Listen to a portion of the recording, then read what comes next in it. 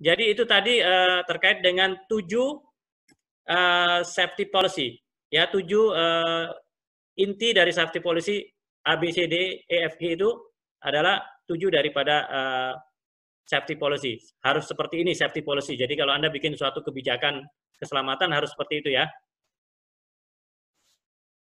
Kemudian manajemen, komitmen, dan responsibility. Jadi di sini juga dijelaskan definition of policies and procedure regarding safety. Tadi udah dijelaskan ya. Kita udah dijelaskan di situ. Tanggung jawab ini ada di 4 area ya. Ini kita skip dulu yang ini. Nah, safety objective. Tujuan daripada safety sendiri diperlukan oleh operator, ATS, ya, negara, ya, ini diperlukan oleh pihak-pihak yang terkait ini. Nah, contoh daripada tujuan daripada keselamatan itu mengurangi jumlah dari suatu insiden, ya. Misalnya terjadi di hanggar sering terjadi insiden, maka dikurangi hingga 10% gitu, mungkin banyak tadinya ya. Kemudian bagaimana mengukur daripada kinerja daripada safety, ya. Nah, ini juga tujuan daripada keselamatan itu. Sampai di sini disebutkan jangan sampai terjadi kejadian itu, near miss event maksudnya gitu ya. Hampir tidak terjadi gitu kan. Nah, framework yang kita bicarakan di 2 pilar pertama, ini yang mestinya kita bicarakan di minggu kedua ini, adalah safety policy dan objektif. Kita tadi udah bicara manajemen, commitment, and responsibility ya. Nanti selanjutnya kita akan bicara yang poin 1, 2, 1, 3, 1, 4, sampai 1, 5 mestinya, bukan 1, 6 ya, ada 5. Kemudian ada yang hilang di sini nanti ya, ini yang lama nih. Kemudian safety risk management ada hazard identification, risk assessment, internal safety investigation. Kita lihat hari ini apakah kita akan bicarakan ini. Nah, yang jelas ini tadi 4 komponen atau 4 pilar safety policy. Tadi yang pertama kita bicara sedikit safety risk management, nanti safety assurance dan safety promotion. Kalau tidak salah saya akan sampaikan ini di minggu ketiga ya. SRM ini, SA dan SP ya, kalau saya singkat SRM, SA, Safety Assurance, dan SP ini kita akan bicarakan di minggu ketiga besok, lebih detail. Nah, ini safety promotion ini di luar daripada lingkaran ini. Policy ini bentuknya bisa sendiri, kalau jadi variabel bisa sendiri, SRM ini variabel sendiri, Safety Assurance sendiri. Nah, safety promotion ini di luar ini. Dia meliputi semuanya, mempromosikan kebijakan, mempromosikan risk management, mempromosikan assurance, ya. Nah, pilar pertama, kembali lagi kita safety policy and objective. Manajemen, komitmen, dan responsibility. Terkait daripada manajemen of safety documented. Ya, tadi saya bilang policy-nya didokumentasikan. Ya. Jadi safety policy-nya didokumentasikan. Jadi kalau bisa dituangkan dalam suatu SOP segala macam ya. Kemudian tanggung jawab daripada safety itu didefinisikan. Siapa nih yang bertanggung jawab? Pihak-pihak yang bertanggung jawab untuk area ini siapa? Ya,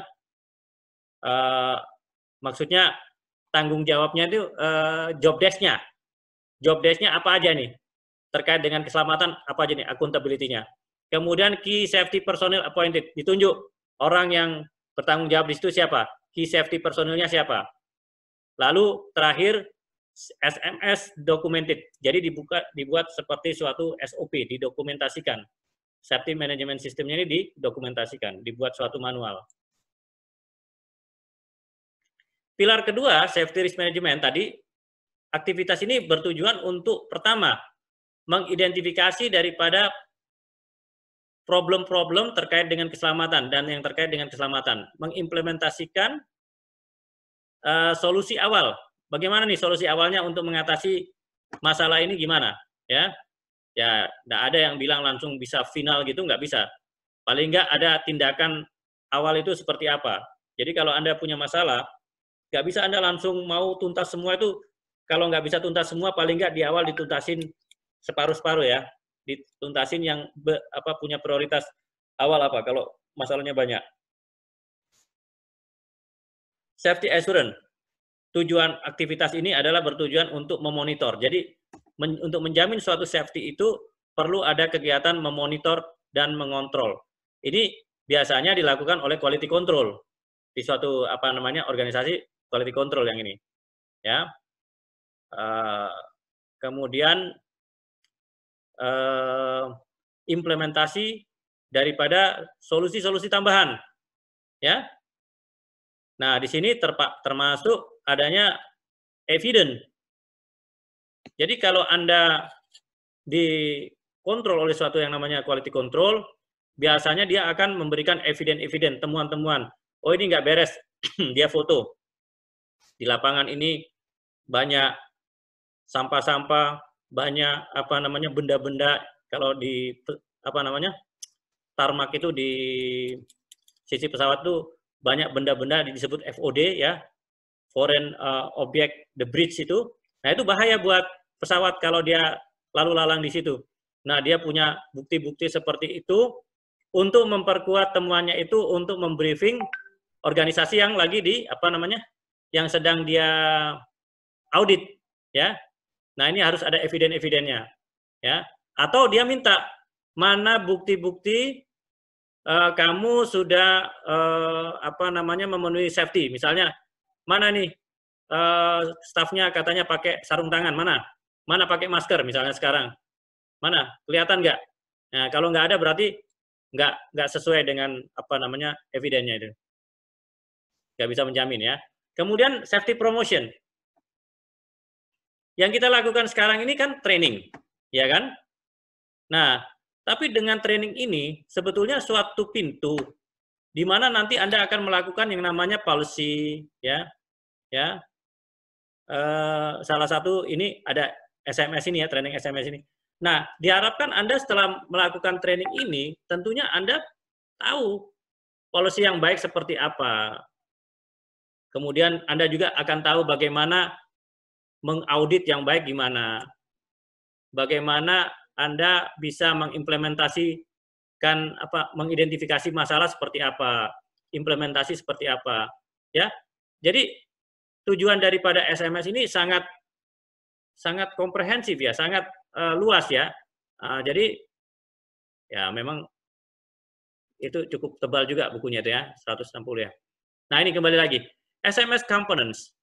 Di sini bukan yang pilar ya, ini komponen ya. Komponen-komponen di mana terkait dengan tadi policy ya kan, tujuannya apa, applicability tadi yang penerapannya seperti apa ya, yang risk management tadi responsibility itu masuk di policy juga, safety training itu ada di promosi, managing risk itu risk management di yang kedua, audit inspector tadi assurance ya, safety performance monitoring itu juga ada di assurance, emergency response itu ada di risk management, standard operating procedure itu ada di risk management juga ya. Human factor itu ada di gimana itu kalau applicability ya, bagaimana penerapannya ya. Nah, ini bagian-bagian daripada yang 4 pilar tadi ada di dalamnya ini ya, yang komponen-komponen ini. Jadi tradisionalnya itu kita sebetulnya policy ini bertujuan dan pendekatannya melakukan traditional approach. Bagaimana sebetulnya mencegah daripada yang namanya accident, jangan sampai timbul kecelakaan ya. Nah, kita makanya harus apa yang kita akan identifikasi, siapa yang kita akan identifikasi, dan kapan kita mengidentifikasi ini. But not always disclose. Disclose ini terlalu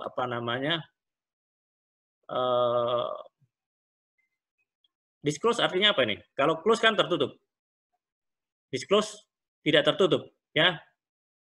Tidak semuanya harus terbuka ya. Tidak tertutup berarti terbuka ya. Kenapa? Kenapa suatu tidak begitu transparan di sini ya. Maksudnya ada sesuatu yang memang itu kan kadang-kadang image perusahaan bisa jatuh kalau apa namanya kita main paparkan yang apa namanya dipublikasikan seperti itu ya.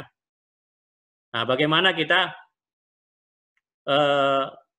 memberikan suatu penjelasan nantinya ya, policy-nya itu seperti apa ya.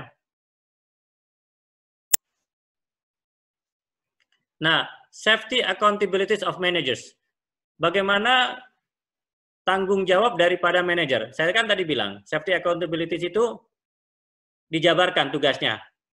Misalnya nih, service provider, ini referensinya ya, Annex 6, 335, Appendix 7, 12, IQ Annex 19. Nah, ini referensi untuk terkait accountabilities. Accountabilities itu tanggung jawabnya. Ya. Pertama, mengidentifikasi accountable eksekutif, siapa yang bertanggung jawab ya. Nah, kemudian di sini untuk bagaimana implementasi dan memaintain, memelihara daripada sistem safety management system yang udah ada itu ya.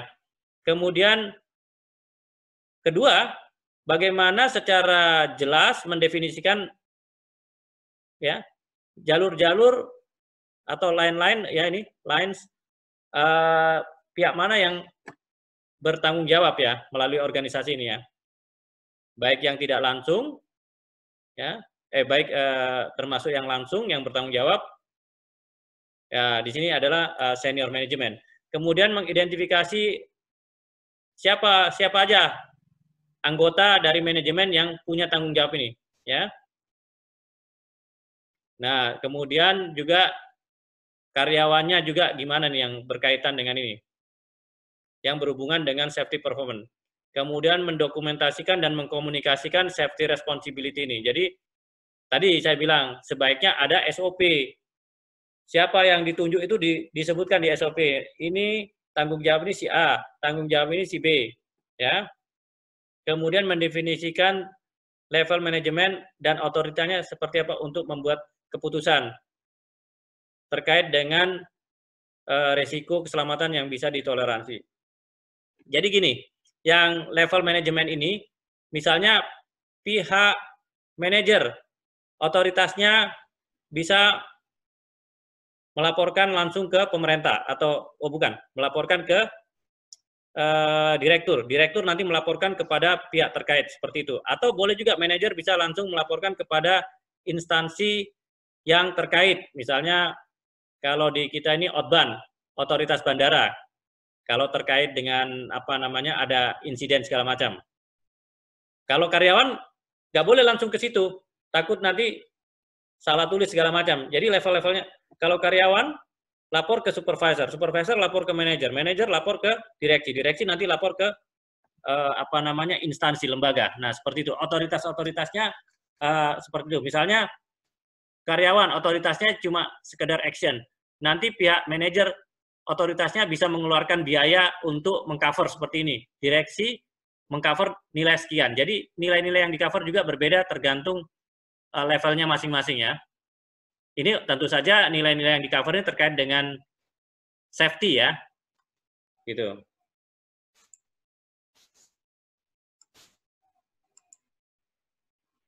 Ini sumber daya yang dialokasikan terkait dengan hal-hal safety policy, safety objective, safety target, dan prosedur. Nah, prosedur nih ya, work plan bagaimana rencana kerjanya, budgetnya, biaya. Tadi kan saya bilang, semua yang terkait dengan safety tentu ada biaya untuk mengcover kalau terjadi apa-apa. Misalnya nih, dangerous good. Dangerous good ada yang bocor di lapangan. Harus punya prosedur, harus punya rencana kerja, harus punya budget bagaimana mengatasi. Misalnya dibudgetin untuk beli apa namanya kemasan apa itu namanya untuk kemasan penyelamat di salvage packaging. Jadi dibudgetin 2. Nah itu kalau terjadi ada yang bocor, itu kemasan dangerous good yang bocor dimasukin ke dalam situ. Itu ada budgetnya. Ya, kalau terjadi apa-apa udah dibudgetin, kemudian ada rencana kerjanya, ada prosedurnya. Supaya selamat. Kalau dia tidak bikin seperti ini, ya, tidak punya pengaturan seperti ini, ya nanti kalau ada apa-apa udah terlambat, baru nanya budgetnya ini ada apa enggak, kerjanya gimana, prosedurnya gimana, ini telat ya. Nah, tentunya ada support daripada public dan private, ya ini maksudnya pihak swasta dan pihak umum. Nah, ini salah satu contoh bagaimana melakukan leadership dalam suatu leadership. Safety rule. Nah, ini CEO kan tadi saya bilang, mulai dari tingkat atas itu ada tanggung jawabnya gitu kan. Dia yang paling tinggi dalam ini menentukan.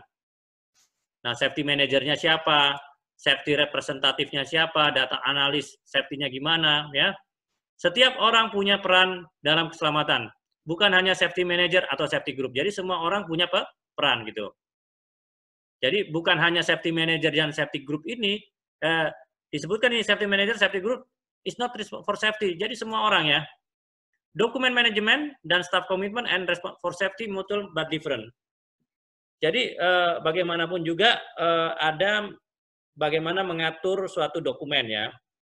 Karena dokumen itu sebagai suatu bukti otentik buat di audit nanti. Selalu pada saat audit dia minta mana dokumennya, mana manifestnya, mana RW bill-nya, mana invoice-nya segala macam. Nah, itu biasanya. Mana sertifikatnya, itu dokumen juga gitu ya.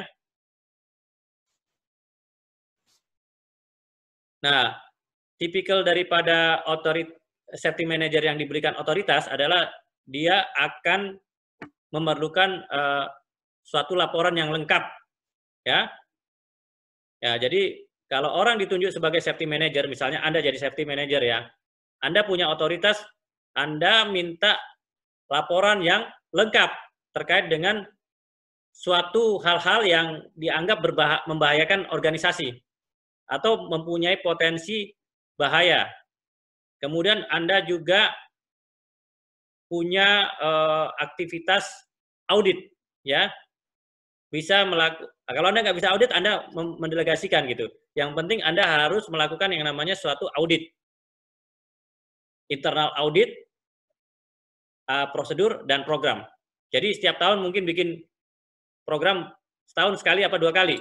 Setiap semester di audit. Jadi jangan sampai nanti kecolongan baru diaudit. Auditnya itu punya jadwal, ya. Kemudian tentu saja setelah diaudit harus dilaporkan temuannya apa, mana yang tidak sesuai, mana yang diperlukan corrective action, ya. Dan tentu saja dalam audit itu ada observasi dan rekomendasi. Kalau temuannya ini rekomendasinya apa, ya kan? Nah, jadi ada solusinya nanti. Rekomendasi itu jadi suatu solusi nanti. Kemudian kalau memang terjadi kejadian yang hal-hal yang memang dirasakan memang ini major, kemudian atau terjadi suatu insiden, dia mengatur suatu investigasi ya.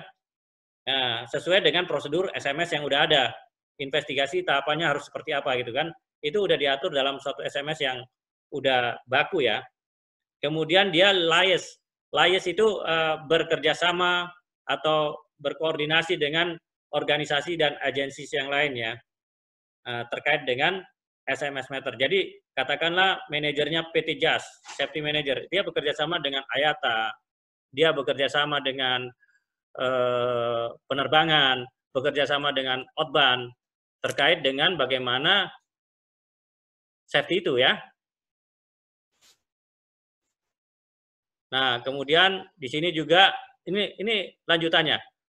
Koordinasi dan mengimplementasikan daripada suatu program itu ya. Tadi koordinasi lagi. Oversight safety management system. Apa sih oversight itu? Seperti memantau ya. Memantau daripada apa istilahnya oversight itu. Ada yang tahu istilah oversight? Nah, jadi istilah-istilah seperti ini sebaiknya Anda udah mulai familiar kalau Anda bekerja di apa namanya international company, ya. Saya jelaskan ini dalam Indonesia, tapi istilah-istilahnya ini. Jadi oversight di sini artinya kelalaian, ya. Adanya kelalaian, menemukan kelalaian-kelalaian, maksudnya bukan dia lalai, tapi menemukan kelalaian-kelalaian dalam suatu SMS itu apa, kekurangannya apa, biar diperbaiki. Kemudian punya tim, punya committee, tim keselamatan dia punya, tim kalau sekarang kalau di COVID ini gugus tugas, ya, koordinasi. Kemudian provisi, ketentuan daripada safety, ketentuan-ketentuan dari yang berhubungan dengan informasi ke senior manajemen. Dia punya ketentuan-ketentuan, ya, atau bagaimana ketentuan yang terkait informasi ke senior manajemen. Kemudian membantu, mengassist line managers. Jadi manajer-manajer yang di operasional dibantu sama dia untuk mengevaluasi bagaimana mengidentifikasi hazard. Jadi kalau dia manajer-manajer ini kesulitan, dia harus bantu. Bagaimana sih kamu mengidentifikasi ini hazard nih kayak gini-gini. Kamu harus tahu, kalau nggak tahu ini hazard seperti ini, nanti keburu terjadi insiden atau accident, bahaya. Jadi dikenali sejak awal ciri-ciri bahaya itu seperti apa, ya, tanda-tanda bahaya seperti apa. Ada yang tahu nggak COVID-19 ini hazardnya seperti apa? Ada yang tahu nggak? Ciri-ciri orang terkena COVID-19? Misalnya, masuk nih, karyawan, di apa, suhu tubuh di ini kan, termogan, ya. Ya, dikasih termogan. Begitu suhunya 30 berapa ya, 38 apa ya? Nah, ini kamu pulang dulu deh. Sakit, demam, istirahat dulu. Takutnya kamu kena apa namanya, COVID. Betul nggak? Anda kalau masuk di Trisakti kemarin di termogan nggak? Sama security-nya? Iya, Pak. Nah, iya kan? Nah, jadi itu salah satu contoh bagaimana mengidentifikasi hazard.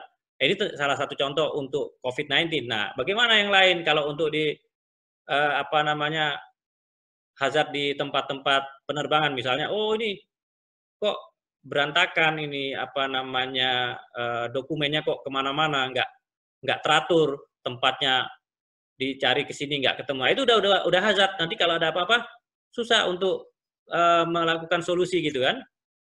Kemudian championing safety. Jadi harus membuat safety ini suatu yang diunggulkan, ya.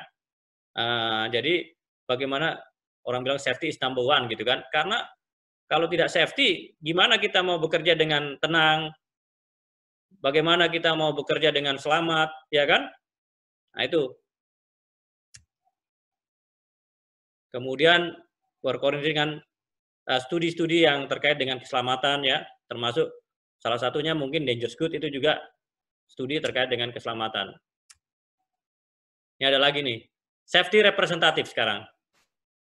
Perwakilan daripada safety, mengassist assessment. Jadi ada lagi di bawahnya safety manager, tadi kan safety manager, ya. Safety manager kan. Ini tadi kan safety manager, ya. Itu tadi itu yang pertama otoritas. Otoritas ada 1 2 3 4 5 otoritas. Kemudian ini tanggung jawab, beda ya.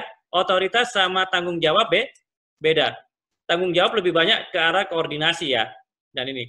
Nah, sekarang yang tanggung jawab daripada safety representative. Perwakilan dari kebanyakan ini adalah mengassist, membantu daripada tadi safety manager tadi, ya. Nah, kemudian nah ini adalah suatu diagram di mana dilihat level daripada tanggung jawab mulai dari board of director, chief of executive officer, sampai manager sampai safety staff-nya. Ya, eksekutif levelnya ada di CEO, BOD, board of director, manajemen levelnya di sini head, kemudian staff levelnya mulai dari safety staff ini. Jadi tiap tingkatan punya peran dan tanggung jawab masing-masing. Nah, ini. Nah, safety representative biasanya ada di staff. Jadi perwakilan staf itu diminta 1 orang sebagai safety representative-nya, ya. Nah, safety auditor itu bisa juga dari staf ya, yang ditugaskan. Nah, quality auditor ya di pertengahan dia akan, kemudian di sini ada, tadi ada chair-chair itu maksudnya ada pemimpinnya atau memang yang mengkoordinasikan ini ya. Kemudian adanya safety action group meeting, sebaiknya ada yang namanya safety action group meeting, pertemuan bagaimana menindaklanjuti safety ini, tindakannya. Ya. Adanya monthly report-nya seperti apa, bagaimana hazard identifikasi dalam bulan itu gimana, outstanding action-nya apa tindakan-tindakan yang masih belum diselesaikan, corrective action-nya seperti apa, bagaimana audit program report bulan lalu gimana gitu ya. Jadi ada audit yang disebut bulanan. Jadi lain ya, audit yang tahunan oleh auditor khusus, ada yang audit langsung oleh stafnya gitu, yang dilakukan ada yang harian, ada yang mingguan, ada yang bulanan gitu ya. Kemudian dilaporkanlah ini dalam satu rapat bulanan gitu kan. Temuan-temuannya seperti apa? Audit action. Bagaimana action auditnya yang bulan lalu gimana? Udah closing apa belum gitu kan? Nah, kemudian bagaimana suatu departemen menyelesaikan tugasnya. Kemudian implikasinya apa? Teknologi baru apa? Ya, misalnya ada teknologi baru, ada regulasi baru, termasuk regulasi protokol COVID-19 ini bagaimana implikasinya terhadap safety, bagaimana perubahan terhadap bisnis, gitu ya. Nah, jadi biasanya itu panitia itu mengusulkan bulanan pertemuannya ya. Biasanya terdiri daripada kepemimpin, leadernya 1 CEO, kemudian ada manajernya, ada kemudian ada attendance record-nya, bukti hadiran daripada panitia ini ya. Ada mereview daripada quarterly report. Quarterly report itu berarti reportnya tiap berapa bulan? Ada yang ngerti quarterly report? 4 ya, Pak? 4, ya betul 4. Jadi tiap 4 bulan bikin laporan ya. Berarti nanti kalau dalam setahun ada 3 laporan kan? Ya 3 laporan ya, 4 kali 3 ya. Jadi tiap 4 bulan dilakukan report ya. 1/4 ya ada. Bukan 3 bulan ya? Quarterly report 3 bulan apa 4 bulan ya? 1/4-nya 1 tahun berapa? 3 bulan berarti, Pak. 3 bulan ya. Jadi ada quarter, ada semester. Quarter itu 3 bulan, semester 6 bulan. Ya. Annually 1 tahun ya, 3 bulan ya. Nah, kemudian safety appointment. Jadi menunjuk safety manager ya. Nah, ini rujukannya. Bagaimana function oversight ini Annex 6. Rata-rata rujukannya IQ Annex 6 sama IQ Annex 9 ya. 19, sorry. Koordinasi, kemudian adanya koordinasi emergency response planning, bagaimana merencanakan suatu respon darurat, tindakan darurat seperti apa, ya, emergency response plan. Jadi adanya outline, kalau terjadi emergency itu harus seperti apa, emergency prosedur.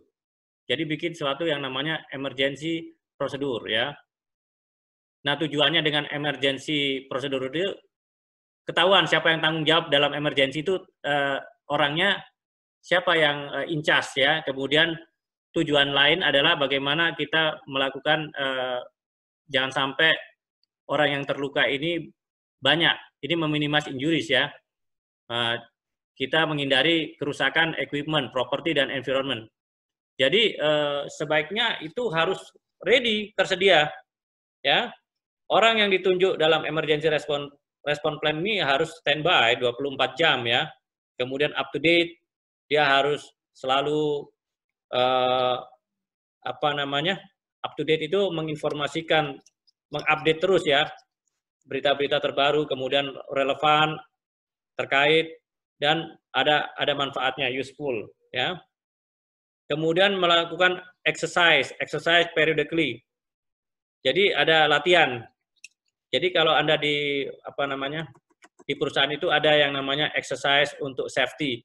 Misalnya drill, bagaimana melakukan pemadam kebakaran, dilatih menggunakan fire extinguisher, ya kan? Ada yang belum bisa pakai fire extinguisher nih? Kalian? Halo? Belum bisa, Pak. Nah, itu biasanya nanti kalau Anda masuk ke perusahaan ada latihannya kalau untuk safety. Kan di kantor-kantor kan ada ini. Oh, tapi nggak tahu cara gunainya. Begitu Anda tinggal sendirian bingung. Ini siapa? Nelpon siapa? Udah keburu ini udah keburu kebakaran kalau nggak bisa mencet Firex. Kemudian membrief semua orang yang terlibat, terintegrasi di suatu training ya, dalam suatu training ya. Seperti sekarang ini SMS ini kita training ya. Nah, harus paling tidak menyediakan prosedur, checklist ya, tindakan ya. Nah, dokumentasi. Adanya dokumentasi daripada safety management system ini didukung oleh rujukan ICAO Annex 6, Appendix 7 dan ICAO Annex 19. Ya. Tiap service provider itu sebaiknya mengembangkan SMS implementation plan tadi ya, formally endorsed by the organization, jadi diakui atau didukung oleh perusahaan tentu saja ya. Nah, jadi di sini service provider harus bisa mengembangkan dan tetap memelihara dokumentasi ini, maksudnya menjaga dokumentasi ini, di mana dalam dokumentasi tadi udah jelaskan kan, ada safety policy dan objektif, tertuanglah kebijakan dan tujuannya, persyaratan dari SMS itu seperti apa dituangkan di dalam dokumentasi itu, proses dan prosedurnya juga dituangkan dalam dokumentasi itu, tanggung jawab, accountability, orang yang bertanggung jawab ini, responsibility juga ini tanggung jawab. Jadi accountability sama responsibility apa sih bedanya? Hampir kurang lebih ini hampir sama nih ya. Accountable dapat diandalkan, responsible ini tanggung jawab ya. Biasanya nih orang yang accountable. Nah, ini responsible nih kerjaannya. Kemudian authorities ini otoritasnya ya. Dan outputnya, bagaimana hasil daripada SMS itu positifnya seperti apa itu didokumentasikan. Jadi ada progres daripada SMS itu punya keuntungan, punya benefit buat perusahaan. Nah, biasanya dokumentasi daripada SMS itu bisa berupa minutes of meeting. Anda tahu minutes of meeting apa? Halo? Minutes of meeting tahu artinya? Notulen. Jadi kalau rapat ditulis sama notulis, nah itu minutes of meeting, dia bikin notulen. Minutes of meeting notulennya, ya. Nah, kemudian setelah meeting itu kan didistribusikan ke panitianya, di post, biasanya hasil ini notulennya di post pakai WA atau dimasukin di safety board, notice board di mana, kalau udah punya web dimasukkan di situ. Kemudian action to be completed. Jadi tindakan-tindakan mana yang harus dilengkapi, siapa yang tanggung jawab. Jadi ini diupdate terus.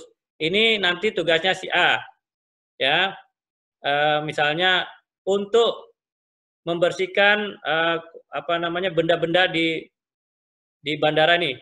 Tugas siapa nih? Siapa yang follow up? Kalau dia nggak membersihkan, siapa yang follow up supaya berkoordinasi dengan pihak yang mestinya membersihkan. Kemudian memfile itu menyimpan ya. Kadang-kadang ada auditor luar, katakanlah auditor dari Outbound datang, auditor dari IATA datang, dia akan cek mana file-file yang menunjukkan kamu melakukan meeting, kamu melakukan audit internal, mana? Nah, kalau itu nggak ada, dia tegur. Loh, kok kamu nggak peduli? Kok kamu nggak ada audit gini-gini? Ya, nah ini akan diperiksa sama pihak ketiga audit luar itu. Nah, safety management system manual ini disebut juga prosedur manual ya. Manual itu paling tidak di situ ada filosofi ya, objektifnya, tujuannya apa, policy-nya tadi dijelaskan seperti apa, kebijakannya secara psikologi seperti apa, prosedur-prosedurnya step by step-nya itu dijelaskan, praktisnya tindakan bagaimana prosedur itu dilakukan seperti apa ya. Contoh-contoh prakteknya nanti dijelaskan dalam manual itu. Jadi kadang-kadang manual itu dilengkapi dengan gambar-gambar juga. Nah, di sini disebutkan bahwa policy atau kebijakan itu adalah definite course of action adopted ex expedient or from other consideration. Tindakan lah ya yang diadopsi ya sebagai jadi kebijakan-kebijakan ini timbulnya dari suatu tindakan-tindakan ya, dari tindakan itu jadi suatu kebijakan. Nah, kalau prosedur sendiri artinya act of manner ya, tindakan dari dalam sebuah proses.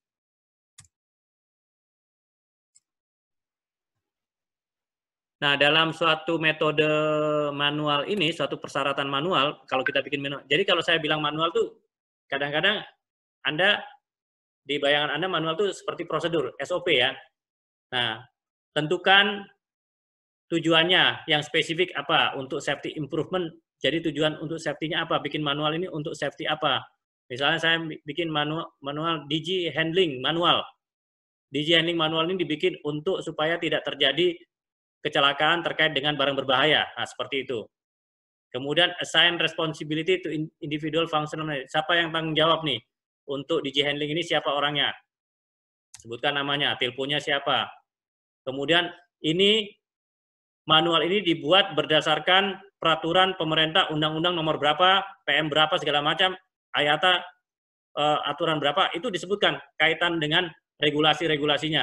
Memperkuat di mana kita membuat suatu manual itu. Jadi manual itu nggak dibikin dengan seenaknya. Jadi ada dasar hukumnya, ya. Jangan bikin manual, seenak-enak saya sendiri aja. Harus dilihat compliance-nya dengan regulation apa. Bahkan sampai kalau dia berkualitas sesuai dengan ISO sekian. Gitu. Dan kemudian tentu ada di situ melatih stafnya itu dalam suatu safety. Jadi ada di situ biasanya dalam manual itu menjelaskan dengan training bagian daripada manual itu. Harus ada trainingnya juga gitu ya. Kemudian memprovide and share safety information. Menyediakan dan membagi daripada informasi safety. Review, operation to identify, manage, dan mendokumentasikan prosedur tersebut. Jadi prosedur itu juga didokumentasikan, di print atau di file. Sekarang udah enggak pakai di print ya, tapi tetap sebaiknya kadang-kadang kalau sistem down, kita punya manual yang hard copy. Ya, prosedur yang hard copy. Kemudian ada evaluasi secara periode. Ada periodenya ya. Nah, sekarang kita ternyata masuk langsung ke safety risk management. Di mana safety risk management kita bicara tentang bagaimana memproses identifikasi daripada hazard. Kemudian bagaimana risk assessment, memproses daripada mengakses risk, menilai daripada risiko, dan mitigasi, tindakan pencegahannya seperti apa. Kemudian internal safety investigation, bagaimana investigasi internal ini ya. Jadi hazard identification berdasarkan buku Anda itu, bahwa airline itu harus memaintain proses memastikan operational hazard ini diidentifikasi ya. Nah, jadi secara ini hazard identification ini adalah suatu kombinasi dari reaktif, proaktif, dan prediktif safety management methods. Ya, ini metode daripada suatu manajemen keselamatan. Ada reaktif, proaktif, dan prediktif. Sebaiknya yang bagus itu apa? Prediktif kan? Jangan sampai, tapi reaktif perlu juga. Kalau udah jadi mau gimana gitu kan? Nah ini, IKO Annex 6, Appendix 7. Risk assessment dan mitigation, individual hazard are analyzed. Ya, ada konsekuensi untuk menilai dan mengkomunikasikan melalui organisasi. Ya, mitigasi ini, tindakan mitigasi ini harus dikembangkan. Yang terhadap ini, suatu bahaya-bahaya yang kita anggap risikonya itu tidak bisa kita terima. Jadi, oh bahaya ini. Kalau terjadi kebakaran ini, kita harus bikin tindakan. Misalnya gini, gudang ini rawan kebakaran kalau berisi barang-barang berbahaya. Mitigasinya apa? Harus dipasang di atasnya gudang itu apa namanya? Apa itu? Kalau di gedung-gedung itu kan ada yang secara otomatis kalau timbul asap ada smoke detector. Kemudian airnya keluar kan, sprinkle water atau sprinkle apa itu ya. Jadi begitu dia ada asap, itu nanti secara otomatis air keluar gitu. Nah perlu alat ini, ada nggak ini? Itu salah satu mitigasi. Ini kalau misalnya nggak ada alat ini bahaya nih, nggak bisa ditoleransi kalau kebakaran ya. Atau ada alarm, ada nggak begitu keluar asap, secara otomatis alarm berbunyi gitu, untuk mengingatkan orang supaya peduli bahwa ini something wrong gitu. Nah, hal-hal seperti ini bagian daripada mitigation action yang harus dikembangkan. Kalau nggak ada benda-benda ini, alat-alat ini, wah ini nggak beres nih. Ini nanti akan jadi bahaya. Nggak ada alarm, nggak ada alat pengaman secara otomatis. Nah, ini akan berbahaya ini. Nah, ini juga dipasang nih. Alarm, apa ini alarm? Acceptable level of risk for the system ya. Hazard identification. Bagaimana hazard identification ini? Jadi service provider mengembangkan tadi, memaintain proses ya. Tadi udah disebutkan safety risk assessment and mitigation ya, udah disebutin tadi. Nah, masuklah kita ke safety assurance. Safety assurance. Ini yang pilar ketiga ya. Safety assurance. Safety assurance activities itu seperti apa? Di sini memfokuskan di sini safety performance and monitoring and measurement. Ya intinya kita harus belajar ini, aktivitas daripada safety assurance ini memfokuskan bagaimana kita menilai kesehatan daripada organisasi dengan suatu tekanan kepada suatu keselamatan. Nah, adanya perubahan di luar atau di dalam, ya, may introduce new hazard. Jadi bisa diperkenalkan sebagai suatu bahaya yang baru, ya, seperti adanya COVID-19 ini. Nah, ini bahaya baru, karena COVID-19 ini hal yang baru kan, baru 2019 kan. Nah, untung ada COVID-19, jadi saya enak bicaranya nih. Ya. Nah, reporting system. Nah, harus ada continuous improvement. Jadi safety assurance ini juga menggunakan suatu tools yang berkualitas, ya, seperti internal evaluation, ya. Kemudian safety promotion, ini yang keempat. Bagaimana dengan training dan edukasi, safety communication, mengkomunikasikannya ya. Nah, di sini tujuannya Anda sebagai airline, misalnya nanti kerja di airline, itu airline harus mengidentifikasi safety training requirement. Jadi apa yang dibutuhkan oleh stafnya? Misalnya, ini stafnya ini sekarang ini bagaimana mentraining apa namanya, karena barang itu banyak ada barang yang ditempatkan ke dalam kabin, ya, yang tadinya penumpang yang dalam kabin diganti barang, bagaimana menempatkan barang secara aman di kabin. Nah, seperti itu. Dikasih training lah, bagaimana menempatkan barang atau mengassist barang itu masuk ke dalam kabin. Nah, seperti itu. Kemudian menginformasikan dan siapa yang bertanggung jawab untuk untuk melakukan briefing terhadap bagaimana menempatkan barang di dalam kabin. Ya, jadi selama COVID-19 ini karena penumpangnya jarang, kemudian barang masih bisa dikirim, barangnya bisa dimasukin ke dalam kabin penumpang. Nah, ini perlu juga penanganan khusus, nggak bisa main taruh aja, nggak diikat. Nah, itu barangnya nanti bisa kena kemana-mana kalau take off sama landing ya. Nah, ini konsep level of safety, ya.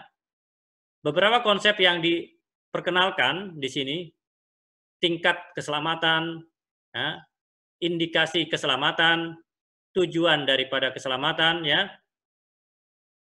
Kemudian ada juga ALOS, acceptable level of safety. Jadi tingkat ya keselamatan yang bisa diterima, ya.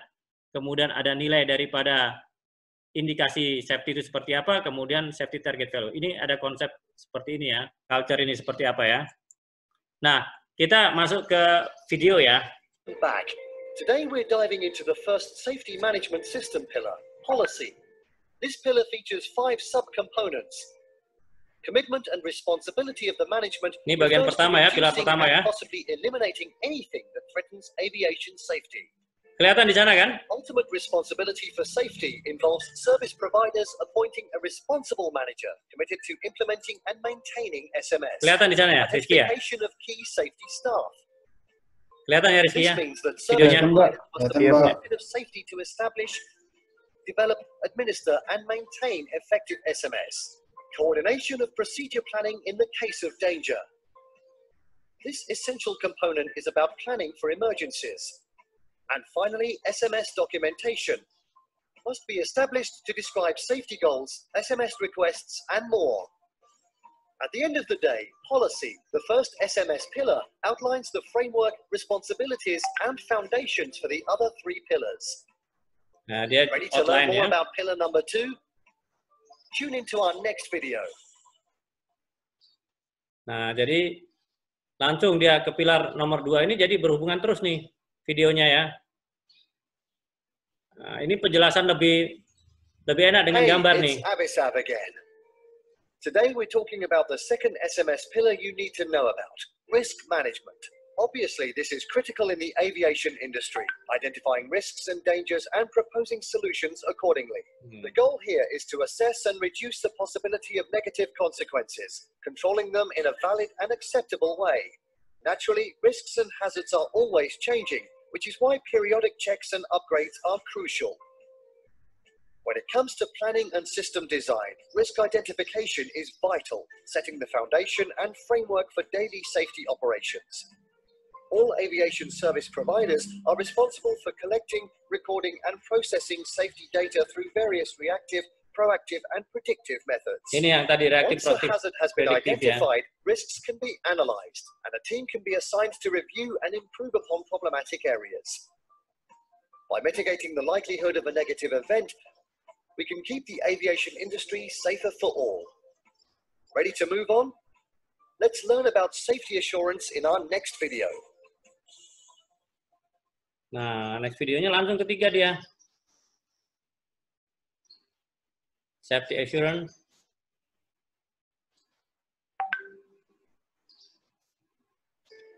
Safety assurance, the third SMS pillar and one of the most important. This pillar involves implementing actions pre-planned by air service providers, ensuring the highest possible safety standards for everyone involved. In the realm of aviation, safety assurance is critical, with 3 key components. Safety performance tracking and measurement is complex but important. Change management involves managing inevitable changes that occur organization-wide. Finally, constant SMS improvements ensure high standards and better performance, which can be achieved through regular evaluation of facilities, equipment documentation, employee performance, and more. Safety assurance is applied all across the aviation spectrum, from procedures to policies, safety data, compliance, and beyond. Clearly, it's one of the most critical SMS pillars, responsible for the measurement, analysis, and execution of safety and improvement. Stay tuned for our next video on safety promotion. Nah, ini yang terakhir nih, safety promotion.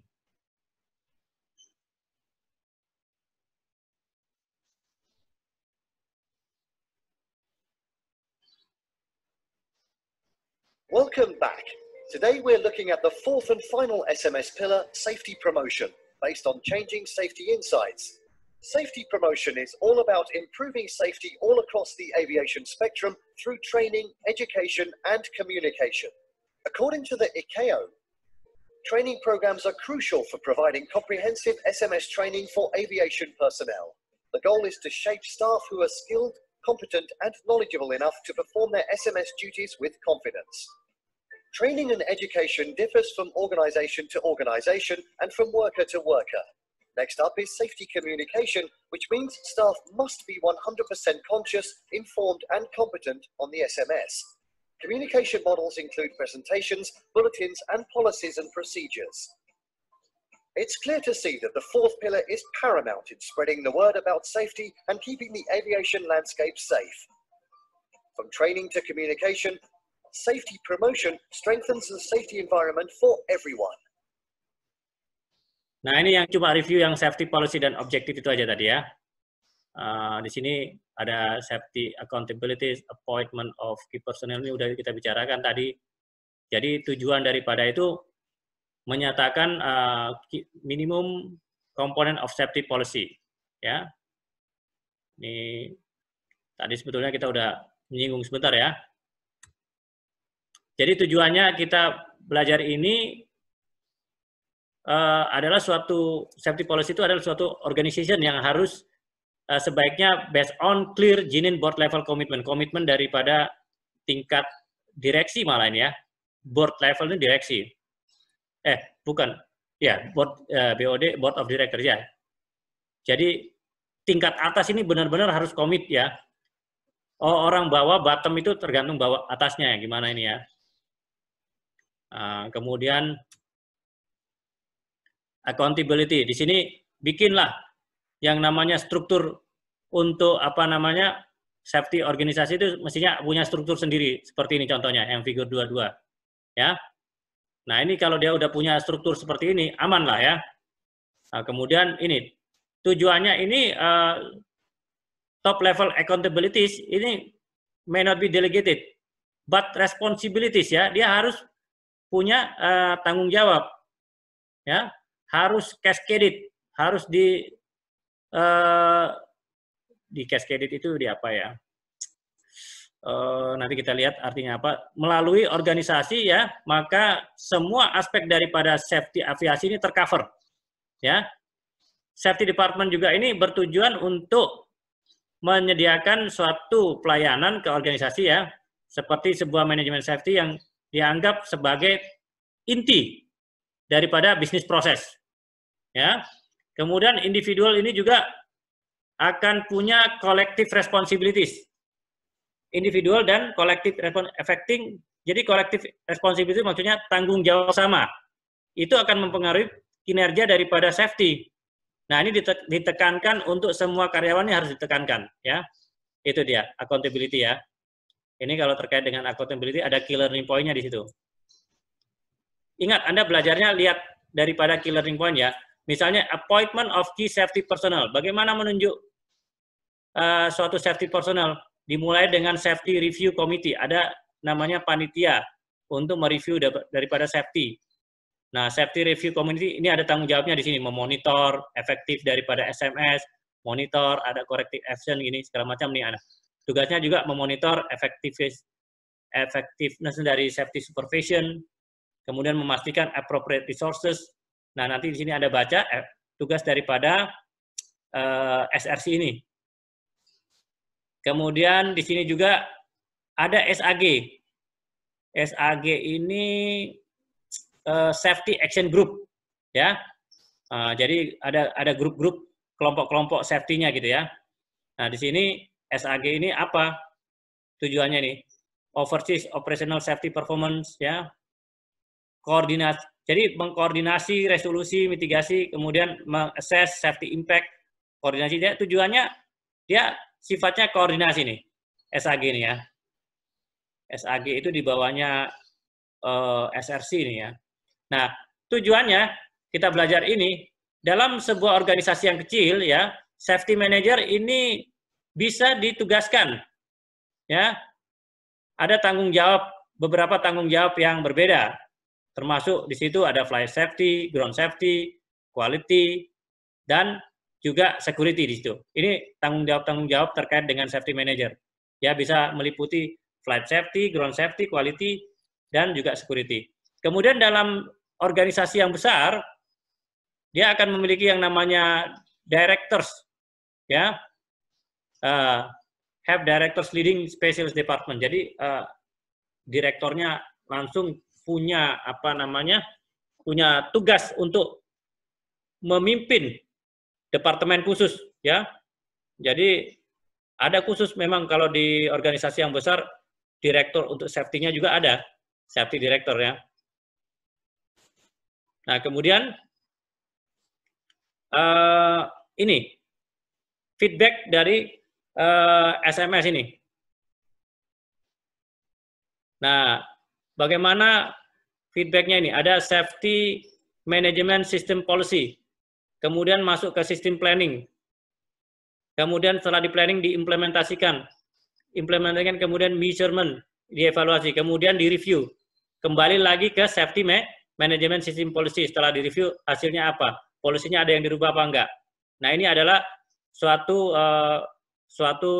SMS yang berkelanjutan nih feedbacknya. Jadi berputar terus dia, tidak akan berhenti nih. Ini bukan fix, tapi dia dinamis ya. Nah, di sini juga disebutkan safety committee bisa juga terdiri dari orang-orang yang di flight operation, engineering, di in-flight service. Jadi bisa terdiri dari departemen-departemen lain ya. Mereka bisa bekerja sama karena di tiap-tiap departemen ini ada aja hazardnya ya. Nah, Safety Action Group ini tugasnya memonitor operasional, meresolve risk identifikasi risk yang sudah teridentifikasi, mengakses impact daripada suatu perubahan operasional terkait dengan safety, memastikan safety action, tindakan safety ini diimplementasikan pada skala-skala waktu yang sudah disetujui, disepakati. Nah, kemudian peran daripada safety committee ini juga termasuk mengidentifikasi dan mitigasi, review safety audit, review internal reporting system, review industry accident investigation report, mengimplementasikan daripada rekomendasi safety yang terdahulu, melakukan assessment, penilaian risiko, rute-rute baru, peralatan baru, dan prosedur-prosedur yang baru ini. Nah, kuncinya daripada mempelajari safety ini, action group ini adalah komposisi dari safety committee atau panitia safety harus sebaiknya termasuk daripada line manager. Manager yang di bawah ini harus termasuk. Kemudian juga representatifnya, perwakilan dari tiap pihak operasional. Ya.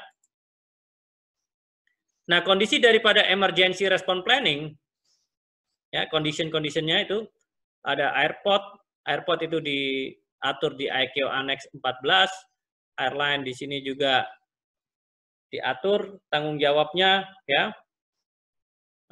Kemudian di sini disebutkan bahwa operator itu harus memiliki ERP. Operator ini siapa? Penerbangan kan? Penerbangan harus memiliki emergency response plan, atau juga bisa disebut sebagai BCP, Business Continuity Plan, sebagai bagian daripada SMS. Jadi emergency response plan itu cuma bagian dari SMS, ya. Jadi ERP itu bukan SMS, bagian dari SMS. Kemudian senior representatif dari airline ini juga memerlukan koordinasi daripada penerbangan, ya. Jadi perlu koordinasi tindakan darurat daripada suatu penerbangan dengan pihak otoritas, di mana lokasi kejadian eksiden itu terjadi ya. Makanya si senior representatif ini harus siap setiap saat ya. Pada saat dites oh ya dia connect, ditelepon ngangkat gitu ya. Nah, kemudian ini ada istilah ERP. Bagaimana suatu ERP itu tadi, Emergency Response Plan diaktifasikan. Ya, mulai dari headquarter, kemudian secara lokal, kemudian tingkat mobile, ya. Gimana timnya ini bisa connect. Nah, kata kuncinya di sini, ini juga ada istilah EMC di sini. EMC itu adalah EMC itu Emergency Management, apa ya di sini EMC ini? Bentar ya, EMC Management Center ya. EMC itu Emergency Management Center. Jadi banyak-banyak istilah di sini ya. Ada juga LECC, Local Incident Control Center di sini.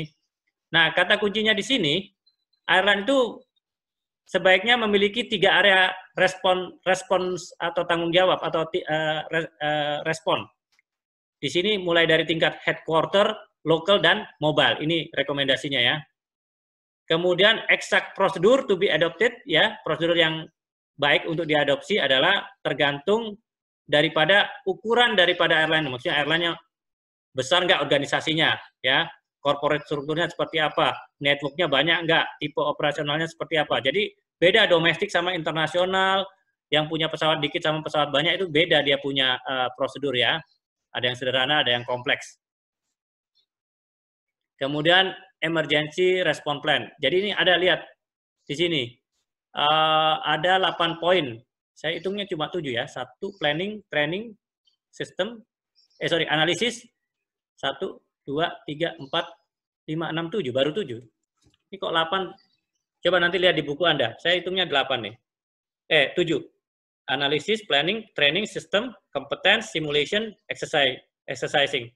Nanti Anda lihat di lesson 2 ya. Ada berapa di situ. Nah, ini adalah suatu guidance terkait dengan tindakan-tindakan atau tahap-tahapan yang bisa diimplementasikan untuk atau mengembangkan daripada emergency response plan. Mesti ada analisa, ada rencana, ada pelatihan, ada suatu sistem, ada kompetensi, ada simulasi, dan ada exercising lagi. Exercising ini beda dengan training ya. Exercising ini kayak simulasi yang dilakukan ditindakin, jadi bukan simulasi biasa gitu ya, latihan-latihan yang nyata nih. Kemudian dokumentasi, tadi udah belajar kan dokumentasi, bagaimana mendokumentasikan suatu SMS ini ya, supaya dia benar-benar tersedia saat dibutuhkan ya. Bila ada manajer atau employee yang perlu, maka SMS ini bisa diakses. Mungkin sekarang udah bisa pakai di mobile, diinstal aplikasi SMS buat perusahaan-perusahaan itu udah bisa dibikin suatu aplikasi. Jadi kalau ada apa-apa nggak pakai baca-baca, tapi tinggal nggak buka hard copy, tapi pakai soft copy aja gitu ya. Nah, SMS manual ini paling nggak terdiri dari ini, scope daripada SMS, safety policy, ini komposisi daripada suatu manual ini ya, sampai ada kontrak pelayanan ya. Nah, summary daripada pelajaran yang kedua ini menggambarkan pentingnya dari suatu peran peran dari suatu SMS yang efektif ya, suatu peran ya, pentingnya suatu role peran di dalam suatu lingkungan ya, bahwa SMS itu harus suatu yang SMS yang efektif ya. Kemudian topik ini termasuk manajemen komitmen, responsibility, safety accountability, appointment of key personnel, safety review, koordinasi daripada emergency response, bagaimana mengaktifasikan ERP dan SMS documentation. Maka kalau tidak ada pertanyaan, saya akhiri sampai di sini. Assalamualaikum warahmatullahi wabarakatuh. Waalaikumsalam.